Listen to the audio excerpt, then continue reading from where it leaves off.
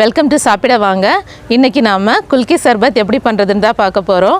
இந்த சம்மருக்கு எல்லாருக்குமே ஒரு கூல்ட்ரிங்க்ஸ் தேவைப்படும், அதுவும் ஹெல்த்தியாக இருந்தால் ரொம்ப நல்லது. ஸோ இன்றைக்கி நாம் ஹெல்த்தியான டேஸ்டியான ரொம்ப ஈஸியான இந்த குல்கி சர்பத் எப்படி பண்ணுறதுன்னு பார்க்கலாம். இது வரைக்கும் நம்மளோட சேனல் சப்ஸ்கிரைப் பண்ணல அப்படின்னா கண்டிப்பாக சப்ஸ்கிரைப் பண்ணுங்கள். அப்போது தான் நாம் போடுற வீடியோஸ் எல்லாமே நீங்கள் தொடர்ந்து பார்க்க முடியும்.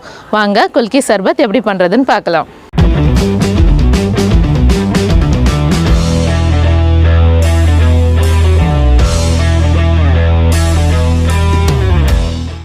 குலுக்கி சர்பத் பண்ணுறதுக்கு ஃபஸ்ட்டு நாம் ஒரு டீஸ்பூன் சப்ஜா சீட் எடுத்துருக்கோம்.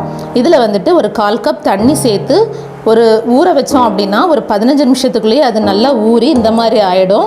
அதுக்கப்புறமா நாம் இதை இந்த குலுக்கி சர்பத்தில் சேர்த்துக்கலாம்.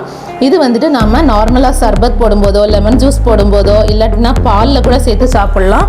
சம்மருக்கு ரொம்ப நல்லது, உடம்புக்கு ரொம்ப குளிர்ச்சி கொடுக்கக்கூடிய ஒரு பொருள் இது. அதனால் கண்டிப்பாக எல்லாத்துலேயுமே இது டெய்லி நீங்கள் எடுத்துக்கலாம். குலுக்கி சர்பத் பண்ணுறதுக்கு ஒரு வாட்டர் பாட்டிலோ இல்லாட்டினா இது மாதிரி ஒரு பாட்டிலோ ஏதாச்சும் எடுத்துக்கோங்க. இப்போ நாம் 2 லெமன் எடுத்துருக்கோம். அதில் ஒரு லெமனை கட் பண்ணி ஜூஸ் எடுத்துக்கிட்டோம். இந்த ஜூஸை ஊற்றிக்கலாம்.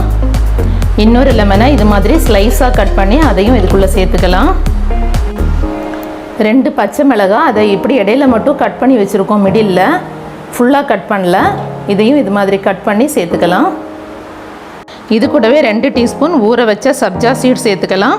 சப்ஜா சீட் உங்களுக்கு பிடிக்கும் அப்படின்னா எக்ஸ்ட்ரா கூட கொஞ்சம் சேர்த்துக்கலாம். ஒரு 1/4 டீஸ்பூன் அளவுக்கு உப்பு, 2 டேபிள் ஸ்பூன் சுகர் உங்களுக்கு இனிப்பு அதிகமாக தேவைப்பட்டால் எக்ஸ்ட்ரா கூட சேர்த்துக்கோங்க. ஒரு 10 புதினா இலை, இது கூடவே 2 கப் வாட்டர்.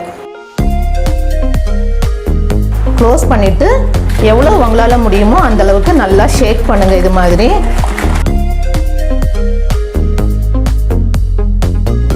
சூப்பரான குலுக்கி சர்பத் ரெடி ஆயிடுச்சு. இப்போ இதை நம்ம டம்ளரில் ஊற்றிக்கலாம்.